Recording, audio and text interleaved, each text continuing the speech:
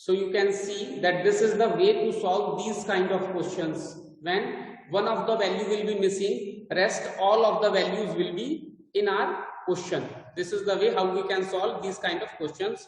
If you have got any query, anybody would like to ask anything, is still something is not clear to you, then you are welcome to ask. Have a look at the solution in your group or on the whiteboard in front of you, and then you can ask whatever you would like to ask. Please have a look. कुछ पूछना है किसी ने तो पूछ लीजिए.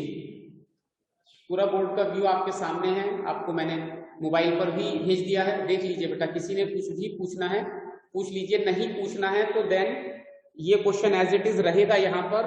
I will be dictating the next question. लिखिए बेटा, नेक्स्ट क्वेश्चन लिखना है आपने.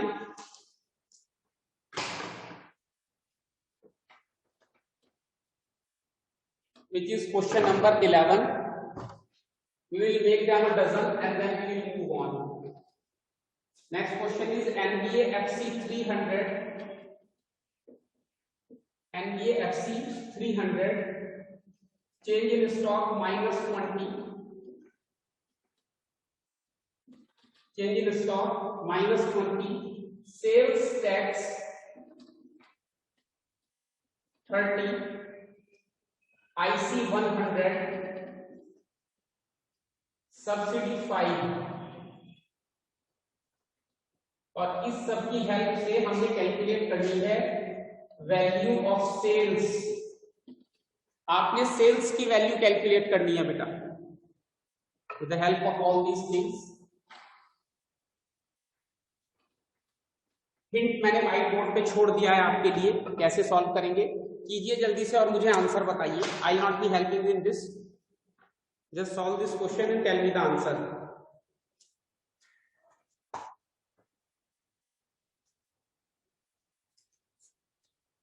Values are in front of you. NBA FC 300, change in stock -20, sales tax 30, IC 100 and subsidy is 5. We need to find out the value of sales. Formula is in front of you.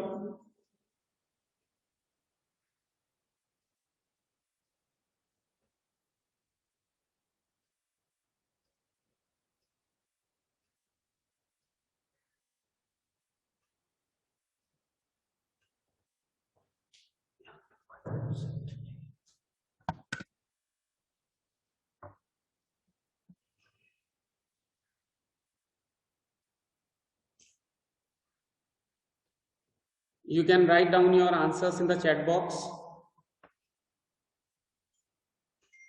I've received one answer till now. Rajveer, you need to check your answer again, beta. Rajveer Bajwa need to check his answer again.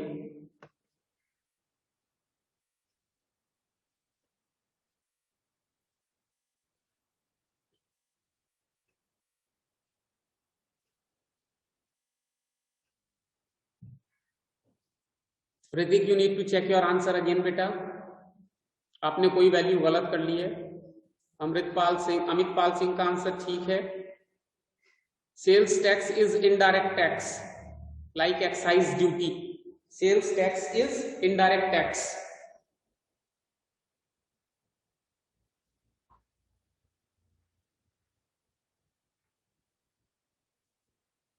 Yes, Vanshika's answer is correct. Ekta, you need to check your answer again, beta. Manpreet Kaur, correct. I think. Let me check. मनरीत बेटा थोड़ा सा answer आपका गलत है. Answer is book में जो answer है that is 455 455 is the answer. अब आपका 445 आ रहा है कुछ बच्चों का, तो चेक करना है। Sukhman, you need to check your answer again बेटा। 455 आएगा आंसर बेटा।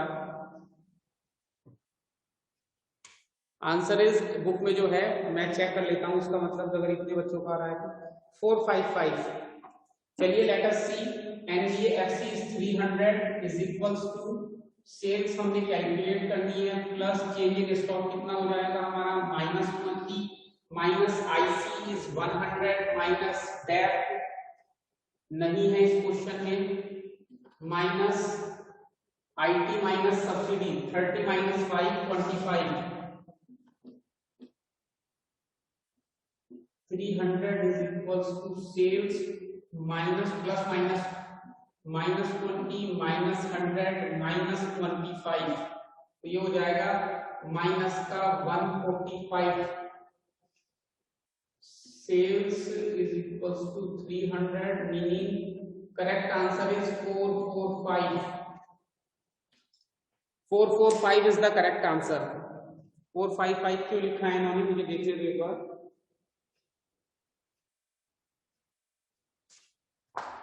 445 इज द करेक्ट आंसर। जिस किसी का 445 आया है that is the correct answer बेटा।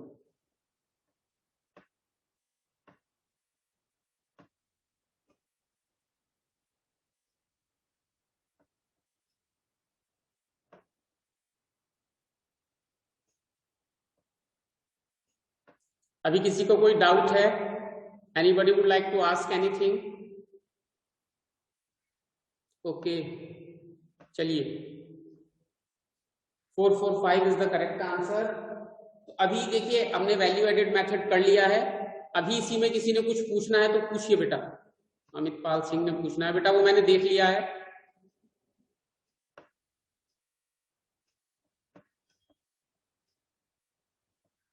वो मैंने देख लिया है। आप सभी की लगातार चेकिंग हो रही है तो पढ़ाई पे ध्यान रखिए। सभी को देख रहा हूं मैं 1 by 1। Solve question number 9। कल का जो क्वेश्चन था क्वेश्चन नंबर 9 उससे कहा है सॉल्व करने के लिए। Let me solve that as well.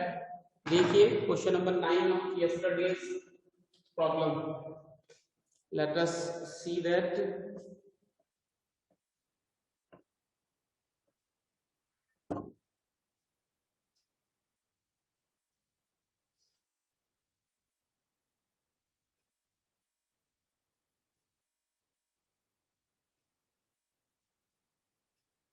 Question number 9 में क्या प्रॉब्लम है देखिए। Output sold is 800। मैं लिख देता हूं फिर भी।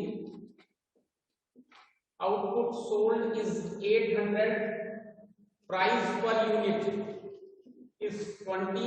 इन दोनों को मल्टीप्लाई करोगे 16,000 सेल्स आ जाएगा। रेस्ट इसमें सब चीजें गिवन है। GST is indirect tax, net change in stock हुआ, depreciation, intermediate cost। now you can easily think, मुझे लग रहा है आपको यहाँ पे थोड़ा सा एप्रीहेंशन होगा which has been cleared now। ये देख लीजिए आप, इसे आप ऐसे सॉल्व कर सकते हैं। Okay, other than this anything else anybody would like to ask? you are more than welcome to ask। कुछ पूछना है किसी ने, कुछ डाउट है किसी के तो पूछ लीजिए बेटा। anything you can raise your hand। नहीं है, चलिए तो बेटा आप ध्यान से सुनिए। अब आपके सुनने का चांस आ गया है, दैट इज ठीक है बेटा। Now question number 10 as well. उसमें क्या है, NBAFC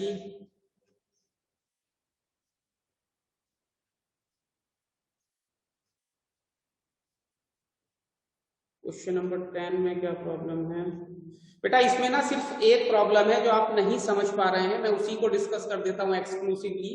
पहली लाइन है fixed capital good with a life of 5 years। Fixed capital good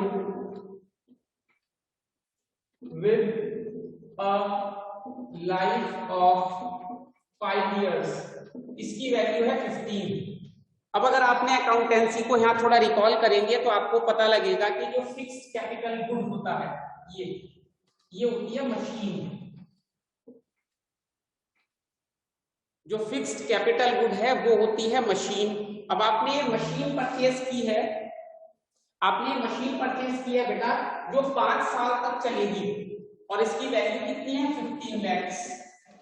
तो इस पे डेप्रिसिएशन कितना हो जाएगा 15/5 इज इक्वल्स टू 3 और ये आप अपने क्वेश्चन में इंक्लूड कर लेंगे। डेप्रिसिएशन की वैल्यू इसमें हिडन है, वो इनडायरेक्टली आपको गिवन है, बस ये इसमें एक पॉइंट था, देख लीजिए एक बार ध्यान से।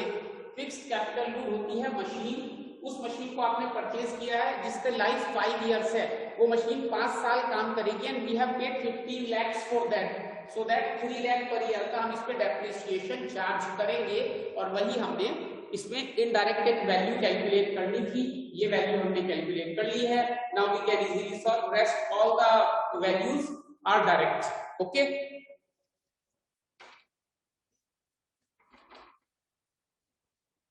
चलिए साहब, anything else, anything else anybody would like to ask? You are more than welcome to ask anything. Okay. चलिए बेटा, अब आपका पार्टिसिपेशन बढ़ने वाला है, थोड़ा सीधे होकर बैठ जाइए, पेन पेपर नीचे रख दीजिए।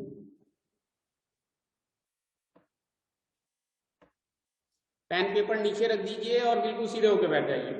अभी हमने न्यूमेरिकल पोर्शन पूरा किया है, अब हम थ्योरेटिकल पोर्शन स्टार्ट करने वाले हैं, लेकिन ये सभी चीजें न्यूमेरिकल की तरह बिल्कुल क्लियर ब्लैक एंड व्हाइट होती हैं, बिल्कुल क्लियर कट होता है। कोई भी इसमें ऐसा नहीं है कि हमने काउ का ऐसे लिखना है या मामा जी के यहाँ जा रहे हैं तो एप्लीकेशन लिखनी है, मतलब इसमें कोई घुमा घुमा के बातें हमने नहीं करनी होती, बिल्कुल स्ट्रेट फॉरवर्ड होता है सब कुछ। ओके, चलिए लेट अस स्टार्ट। अब मैं आपको कुछ बेसिक बातें बताऊंगा, उसके बाद आपसे क्रॉस क्वेश्चन करूंगा, तो आपने ध्यान से सुनना है। जो आप नहीं समझ पा रहे हैं आपने तुरंत बुद्धा बन जाना है, रिमेंबर दिस, ठीक है? Don't hesitate, be a Buddha, तभी निर्वाण की प्राप्ति होगी। निर्वाण समझते हैं, मोक्ष, और आपका मोक्ष है to get maximum marks in economics in +2, आपको मोक्ष मिल जाएगा मेरी तरफ से, ठीक है? तो मोक्ष के लिए याद रखिए दिस, थैंक यू, ठीक है? याद रखना है बात हमेशा, इसका मतलब क्या होता है, ठीक है? चलिए अब बेटा हम 2-3 वर्ड ऐसे बड़े कॉमन से होते हैं जो हमने बहुत सुने होते हैं, मैंने क्लास में भी डिस्कस किए थे, पूछे भी थे आपसे। इकोनॉमी क्या होती है, इकोनॉमिक्स क्या होता है, ठीक है? माइक्रो इकोनॉमिक्स क्या होता है, मैक्रो इकोनॉमिक्स क्या होता है। उससे भी पहले जब एज ए ह्यूमन बीइंग हमारा डेवलपमेंट हो रहा था, तो हम, आपको पता होगा थोड़ा सा, जैसे टार्जन वगैरह भी आपने सुना होगा, जंगलों में रहा करते थे, Mowgli, torsion, all those things, हम जंगलों में रहा करते थे, फल तोड़ के खा लिए, वहीं नीचे नदी बह रही है वहीं से पानी पी लिया और बस we were good, we were fine, क्योंकि उस वक्त ये तो था नहीं कि मेरा नेट नहीं चल रहा, मैं बोर हो गया, है ना, लाइट भाग गई, मैं क्या करूंगा, कुछ था ही नहीं, है ना, तो we were just kind of enjoying ourself. उसके बाद धीरे धीरे हमारा मेंटल डेवलपमेंट होना शुरू हुआ, हम एज ए सोसाइटी रहने लगे, और जब हम एज ए सोसाइटी रहने लगे तो तभी तो इकोनॉमी या इकोनॉमिक्स बनेगा। तो किसी भी इकोनॉमी में, वो अमेरिकन इकोनॉमी है, अब सीरियस बात है, वो अमेरिकन इकोनॉमी है, इंडियन इकोनॉमी है, यूरोपियन इकोनॉमी है, ब्रिटिश इकोनॉमी है, कोई भी इकोनॉमी है, 3 बेसिक इकोनॉमिक एक्टिविटीज होती हैं, उन्हीं के बाद वो बिल्डिंग ब्लॉक है, जिसे नींव बोलते हैं ना, आप लोग पता नहीं उसे क्या बोलते हैं, मकान में पहले नींव बनती होगी, नींव बनती है, नींव के ऊपर आपकी बिल्डिंग खड़ी होती है। तो वो जो 3 बेसिक बिजनेस एक्टिविटीज हैं या इकोनॉमिक एक्टिविटीज हैं, वो किसी भी इकोनॉमी की नींव होती हैं, और वो हर जगह हैं, वो दसवा में भी हैं, वो होशियारपुर में भी हैं, वो पंजाब में भी हैं, वो इंडिया में भी हैं, वो तमिलनाडु में भी है, वो अमेरिका में भी है, वो सैक्रामेंटो में भी है, वो फिलाडेल्फिया में भी है, वो वैंकूवर में भी है, वो पेरिस में भी है, सब जगह है। वो 3 बिजनेस बेसिक इकोनॉमिक एक्टिविटीज हर जगह होती है, क्लियर? अब हमें पता होनी चाहिए वो कौन सी होती है, वैसे already we have discussed this in grade 11th। सबसे पहले होता है प्रोडक्शन, ठीक है बेटा, अब ऐसे हाईलाइट ही कर देता हूं। सबसे पहले होता है प्रोडक्शन। जब आपका प्रोडक्शन हो जाएगा, उस प्रोडक्शन को आप क्या करोगे, उस प्रोडक्शन का करोगे आप डिस्ट्रीब्यूशन, और डिस्ट्रीब्यूशन के बाद क्या होगा,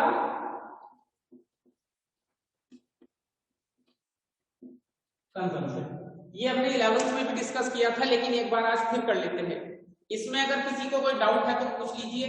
प्रोडक्शन क्या होता है, रिसोर्सेज को यूजेबल थिंग्स में कन्वर्ट करना, डिस्ट्रीब्यूशन क्या होता है, उसे कस्टमर के पास तक पहुंचाना, कंजम्पशन क्या होता है, उसे कंज्यूम कर लेना सेटिस्फेक्शन के लिए, यूटिलिटी के लिए। ये साइकिल पूरा होगा, फिर प्रोडक्शन होगा, डिस्ट्रीब्यूशन होगा, कंजम्पशन होगा, प्रोडक्शन होगा, डिस्ट्रीब्यूशन होगा, कंजम्पशन होगा, and these things are going on and on and on up to infinite.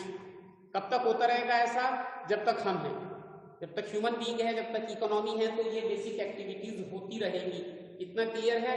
आप ये समझ के रखिए कि these are the basic building blocks of any economy. ये 3 बेसिक इकोनॉमीज में एक्टिविटी होती हैं। मोबाइल फोन, आईफोन, पहले उसका प्रोडक्शन होता है ना, फिर डिस्ट्रीब्यूशन होता है, शॉपकीपर के पास जाता है, रिटेलर के पास जाता है, ऑनलाइन जाता है, उसके बाद हम उसे यूज करते हैं, कंजम्पशन होता है। तो ये सब जगह हो रहा है। अभी भी हम उसी में से एक एक्टिविटी को कर रहे हैं। We are consummating the knowledge. अभी हम नॉलेज को कंज्यूम कर रहे हैं यहाँ पर। ठीक है, क्लियर है इतना सभी को? चलिए साहब, ये मैंने रिकॉल कराया है आपको, अभी मेन बात स्टार्ट नहीं की है मैंने। अब पॉइंट ये आता है कि ये एक्टिविटीज जब होती हैं, और आपने 10th क्लास तक ये पढ़ा हुआ है कि हम इकोनॉमी को 3 सेक्टर में डिवाइड कर सकते हैं, है ना, प्राइमरी, सेकेंडरी, टर्शरी। वो 10th तक था। अब now we need to grow up. अब एज एन हमने इकोनॉमिक्स को as a stand alone subject लिया है, तो अब हमें उससे थोड़ा ग्रो करना पड़ेगा और हमें अपने सेक्टर्स को चेंज करना पड़ेगा। सेक्टर्स को चेंज करने के लिए बेटा हमें क्या करना होगा, सुखमप्रीत, दिया कानूनगो और मन्नत को अपना कैमरा ऑन करना होगा, तभी हम उन्हें सेक्टर्स में डिवाइड कर पाएंगे। जल्दी से अपना कैमरा स्विच ऑन कीजिए तीनों, सुखमप्रीत, दिया और मन्नत। हाँ बेटा, ये कानून के हाथ है, तुम इनसे नहीं बच पाओगे। कैमरा ऑन करके ध्यान से बैठो, ठीक है बेटा? तो अब हमने क्या करना है, हमने ग्रो करना है और हमने इस क्लासिफिकेशन को आज चेंज कर देना है। और बाद में इस लेसन के बाद आपने ध्यान से अपनी बुक में उसे देखना भी है। अब ये जो 3 इकोनॉमिक एक्टिविटीज होती हैं, मैं ये थोड़ा छोटा कर देता हूँ। What is the time? We have got 15 minutes. Good. ये प्रोडक्शन है, ये डिस्ट्रीब्यूशन है, ये कंजम्पशन है, फिर प्रोडक्शन है। मैंने इसे थोड़ा छोटा कर दिया जानबूझ के। अब ये जो तीनों एक्टिविटीज होती हैं, ये करता कौन है? हम कहेंगे कि ये इकोनॉमीज में होती हैं। These things happens in an economy. So there must be someone somewhere who is doing these activities. भाई कहीं ना कहीं कोई ना कोई तो है ना जो प्रोडक्शन कर रहा है, डिस्ट्रीब्यूशन कर रहा है और फिर कंजम्पशन कर रहा है। प्रोड्यूसर भी है, डिस्ट्रीब्यूटर भी है और कंज्यूमर भी है, और वो हमारे इसी सोसाइटी में है। अब हमने उन्हें डिफरेंट कैटेगरीज में, डिफरेंट ग्रुप्स में डिस्ट्रीब्यूट कर देना है। और जो हमारा पहले वाला एक डिस्ट्रीब्यूशन था, सेक्टोरल डिस्ट्रीब्यूशन या economic distribution of primary, secondary and tertiary sector, उसे आज हमने थोड़ा और अपर लेवल पे ले जाना है, अपग्रेड कर देना है उसे। ठीक है, तो हम यहां से, और ये बात जब तक आप मैक्रो इकोनॉमिक्स पढ़ते रहेंगे ये बात लागू रहेगी, ये बात हम यूज करते रहेंगे। क्लियर है? And what is that thing? अब किसी भी इकोनॉमी में कौन कौन से सेक्टर होते हैं? सबसे पहले होता है हाउस होल्ड, ठीक है बेटा? फिर होती है फर्म्स, फिर होती है गवर्नमेंट, फिर होता है फाइनेंशियल सेक्टर। ये 4 मेन सेक्टर होते हैं किसी भी इकोनॉमी में। अब हम स्टैंडर्ड लैंग्वेज यूज करने वाले हैं। हाउस होल्ड होते हैं, फर्म्स होती हैं, गवर्नमेंट होता है और फाइनेंशियल सेक्टर होता है। अभी लिखना कुछ नहीं है, सिर्फ सुनना है। ये 4 सेक्टर होते हैं। इसके बाद एक सेक्टर और होता है, वो कौन सा होता है? That is foreign trade, foreign business, international business, कुछ भी लिख दीजिए, क्योंकि हम सिर्फ इंडिया के अंदर बिजनेस थोड़ी ना करते हैं, हम तो इंडिया से बाहर भी बिजनेस करते हैं। कितना इंपोर्ट एक्सपोर्ट होता है हमने डिस्कस भी किया था अभी क्लासेस में, कि अगर अपने पेट्रोलियम प्रोडक्ट को और अपने गोल्ड के इंपोर्ट एक्सपोर्ट को, स्पाइसेस के इंपोर्ट एक्सपोर्ट को, सॉफ्टवेयर्स के इंपोर्ट एक्सपोर्ट को हम देखें तो कितना ज्यादा इंपोर्ट एक्सपोर्ट में हम लोग लगे रहते हैं। ठीक है, तो ये आप समझ गए कि हमारी इकोनॉमी में स्टैंडर्ड जो अब लैंग्वेज यूज करते हैं, अब आप पढ़ने वाले हैं इकोनॉमिक्स को, ये सेक्टर्स होते हैं। कुछ बुक्स में इनके नाम अलग अलग हो सकते हैं, but basically these are the 5 sectors available और प्रेजेंट इन एन इकोनॉमी, और this is the way how we distribute sectors in an economy. Households कौन होते हैं, मैं थोड़ा सा आपको बता देता हूं। आप और हम हाउस होल्ड्स होते हैं, फर्म्स जो बिजनेस करती हैं, government everybody knows, financial sector में आते हैं banks and all other financial institutions, और इंटरनेशनल या फॉरेन ट्रेड में आती हैं वो एंटिटीज जो रेस्ट ऑफ द वर्ल्ड के साथ बिजनेस करती हैं। किसी ने पूछना है कुछ? Anything anybody would like to ask? Raise.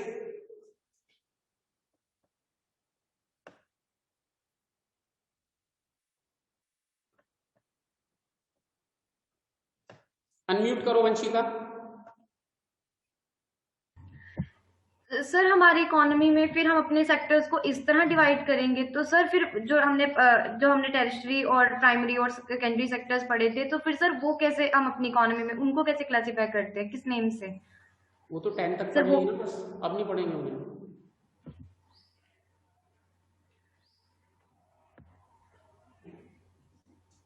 बेटा उन्हें हम कैसे यूज करते हैं और इन्हें कैसे यूज करते हैं, उन्हें हम तब यूज करते हैं जब हम सिर्फ अपनी कंट्री की बात करते हैं। ठीक है, प्राइमरी सेक्टर में कौन सी एक्टिविटीज हो रही हैं, सेकेंडरी सेक्टर में कौन सी एक्टिविटीज हो रही हैं, टर्शरी सेक्टर में कौन सी एक्टिविटीज हो रही है। यानी कि अब आप ऐसे समझिए कि जब आप डोमेस्टिक लेवल पर बात करेंगे तो वो वाला सेक्टोरल जो डिवाइड है वो आप उसकी स्टडी करेंगे, और जनरली उन सब की स्टडी, भाई प्राइमरी इंडस्ट्री हो या सेकेंडरी इंडस्ट्री हो या टर्शरी इंडस्ट्री हो, बनेगी तो इन दोनों में से ही, हाउस होल्ड्स और, तो यानी कि जैसे एनडीपी एमपी होता है तो एनडीपी एफसी भी होता है, एनबीए एमपी होता है तो एनबीए एफसी भी होता है। Means all these are like of complementary things, वो सब्सटीट्यूट नहीं करती एक दूसरे को, कॉम्प्लीमेंट्री होती हैं। अगर हमें सेक्टोरल स्टडी करनी है, हमें एग्रीकल्चर सेक्टर को देखना है, तो हमें पता है कि हाउस होल्ड या फर्म्स को देखने से कोई फायदा ही नहीं है, फिर हम सिर्फ प्राइमरी सेक्टर की स्टडी करेंगे। तो mean both of these are complementary, they are not replacing each other, वो एक दूसरे को रिप्लेस नहीं कर रही है, वो एक दूसरे के साथ मिलकर काम कर रही है। हमें जहां जिस तरीके से स्टडी करनी होती है हम उसी तरीके के क्लासिफिकेशन को ले लेते हैं। Clear? Yes, sir. Anything else anybody would like to ask? कुछ पूछना है किसी और ने? चलिए अभी कोई मेरे पास, अच्छा एक और है। Yes please, Hrithik, unmute yourself.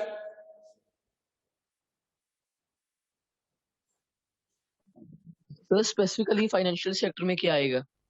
Specifically financial sector में आएगा all types of all banks, mutual funds, FIIs यानी कि फॉरेन इंस्टीट्यूशनल इन्वेस्टर्स, ये आएंगे 3 में।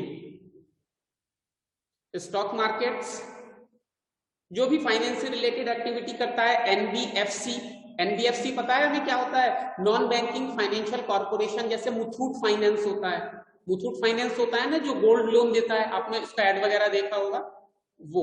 तो जितने भी फाइनेंस से रिलेटेड कंपनीज हैं वो सब उसमें आती हैं, starting with RBI, then commercial banks like HDFC और State Bank of India, then mutual funds, then stock markets, then NBFCs, then self help groups भी उसमें आते हैं अगर वो फाइनेंशियल सेक्टर में इन्वॉल्व है तो।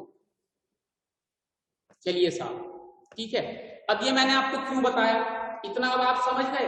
अब आपने दूसरी बात क्या ध्यान रखनी है, हमारी बुक का नाम है इंट्रोडक्टरी मैक्रो इकोनॉमिक्स, मीनिंग हम इन सेक्टर्स के बारे में नहीं पढ़ने वाले हैं डिटेल में, हम सिर्फ 2 सेक्टर्स के बारे में डिटेल में पढ़ेंगे, बाकी 3 सेक्टर्स जो हमारे सेक्टर होंगे उनकी सिर्फ हमें एक प्राइमरी या प्रिलिमिनरी नॉलेज होनी चाहिए कि गवर्नमेंट क्या होती है, वो क्या करती है, सिर्फ इतना एक पैराग्राफ में आ जाएगा।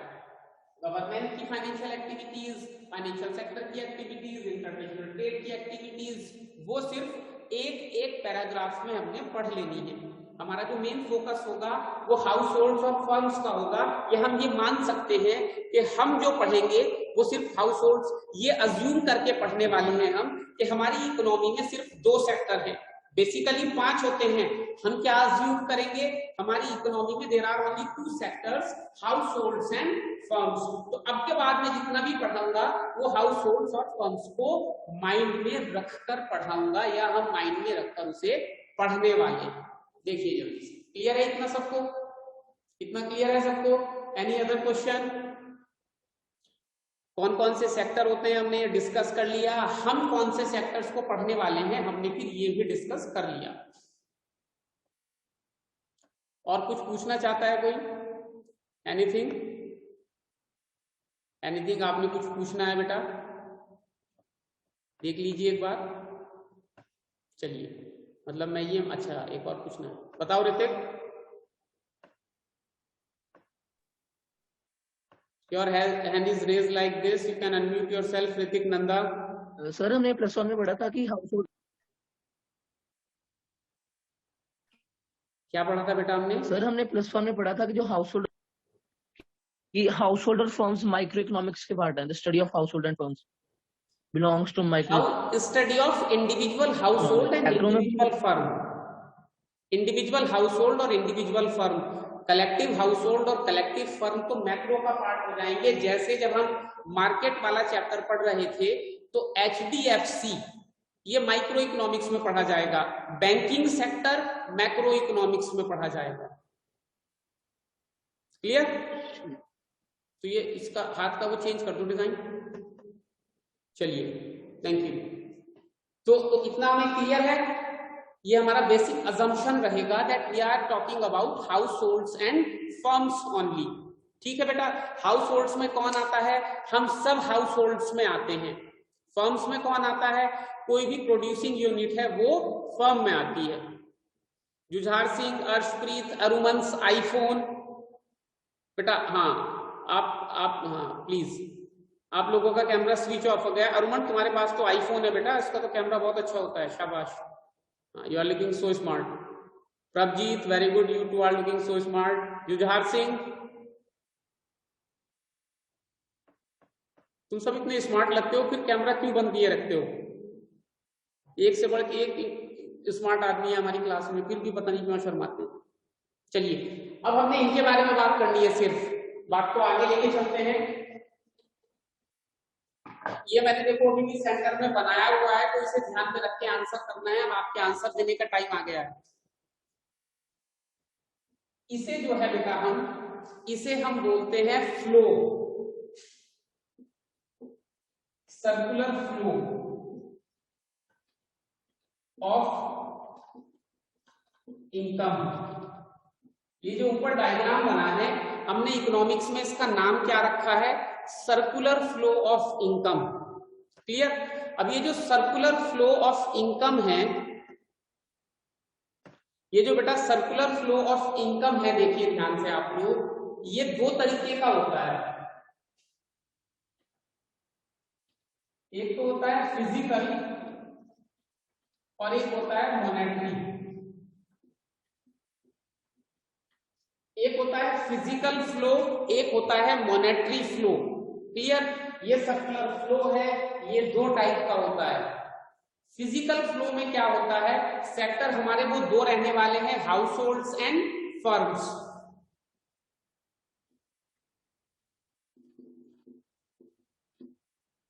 अब हाउस होल्ड्स के पास क्या होता है, जो वो एक इकोनॉमी में, हम मान के चलते हैं बहुत छोटी सी इकोनॉमी है, अभी 10,000 साल पुरानी हम बात कर रहे हैं, बहुत छोटी सी इकोनॉमी है, कुछ हाउस होल्ड्स हैं, कुछ फर्म्स हैं। हाउस होल्ड फर्म्स को क्या प्रोवाइड करा सकते हैं? एक इकोनॉमी के सर्कुलर फ्लो में हाउस होल्ड्स जो हैं वो फर्म्स को क्या प्रोवाइड करा सकते हैं? हाउस होल्ड्स फर्म्स को प्रोवाइड कराते हैं फैक्टर्स ऑफ प्रोडक्शन,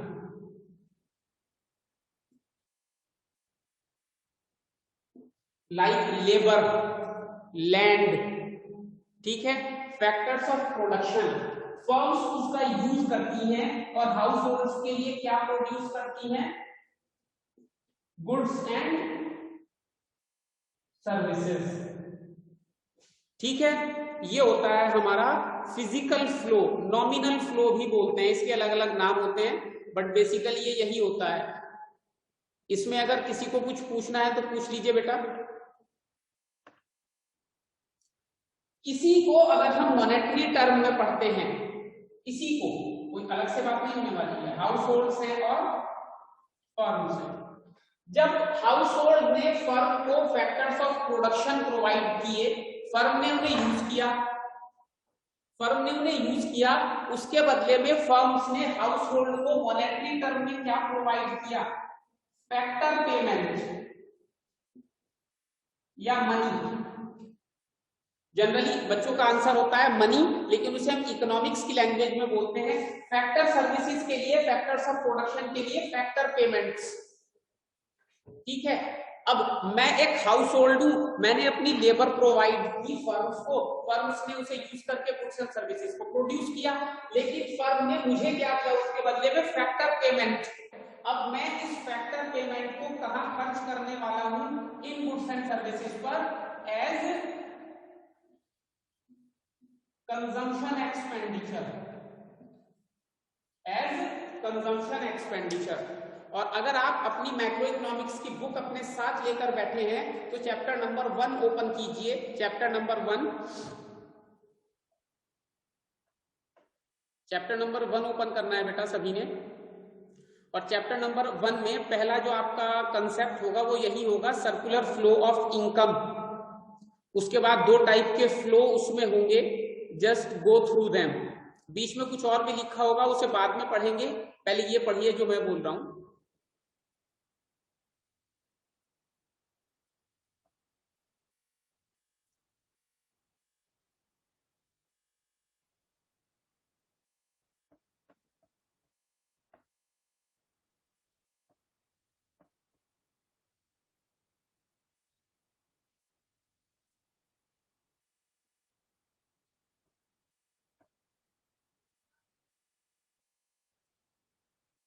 इसका अभी मैं आपको स्क्रीनशॉट फॉरवर्ड कर दूंगा। तो still anybody would like to ask anything, you can ask.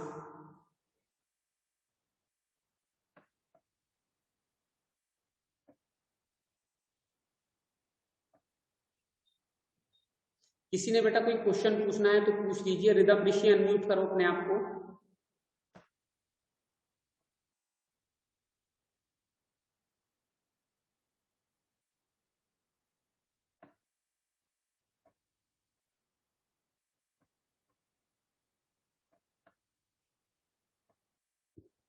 Unmute करो बेटा Ridham. Sir I want to ask कि जो रियल फ्लो में जैसे फैक्टर सर्विसेज प्रोवाइड किए, उसके ऊपर फैक्टर पेमेंट्स आता है मॉनेटरी टर्म्स में? उसके ऊपर मतलब मॉनेटरी टर्म्स में उसी के ऊपर फैक्टर पेमेंट आया, जैसे हमने जो फैक्टर सर्विसेज प्रोवाइड की उसके बदले में उन्होंने पे किया। फिजिकल फॉर्म में बात की है तो ये हमने मॉनेटरी के टर्म में बात की। बात वही है, फैक्टर्स वही हैं, हाउस होल्ड है और फर्म है। हाउस होल्ड फर्म को क्या प्रोवाइड करेंगे, हाउस होल्ड फर्म को फैक्टर सर्विसेज प्रोवाइड करेंगे, फर्म उसके रिटर्न में उन्हें फैक्टर पेमेंट प्रोवाइड करेगी।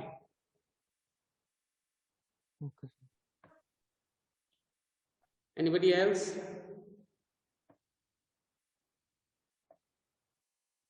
किसी और ने कुछ पूछना है बेटा?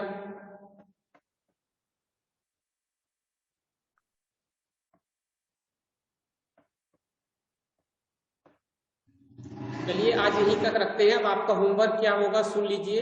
आपने सर्कुलर फ्लो ऑफ इनकम को लर्न करना है, फिजिकल फ्लो को लर्न करना है और मॉनेटरी फ्लो को लर्न करना है। ये पिक्चर मैं रेफरेंस के लिए आपको फॉरवर्ड कर रहा हूं बेटा।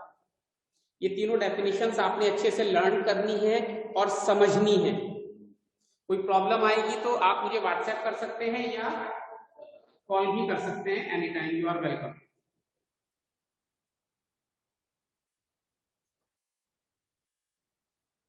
Thank you very much for join. शारितिक बताओ बेटा, बताओ, अनम्यूट करो।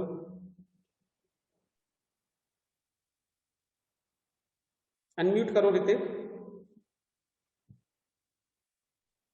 आपकी आवाज नहीं आ रही है, बीच में कहीं रह गई शायद।